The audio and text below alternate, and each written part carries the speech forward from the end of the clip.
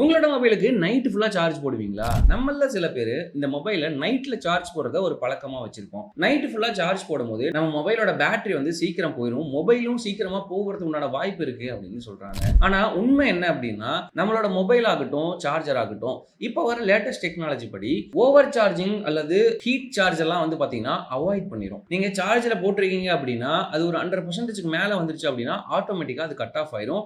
அதுக்கு மேல அந்த சார்ஜிங்க உள்ள கொடுக்காது. அதே மாதிரி ஒரு சில டெம்பரேச்சருக்கு மேல வந்துச்சுன்னா ஆட்டோமேட்டிக்கா அந்த சார்ஜிங் கட் பண்ற மாதிரி தான் இப்ப இருக்க மொபைல்ஸ் எல்லாமே டிசைன் பண்ணிருக்காங்க.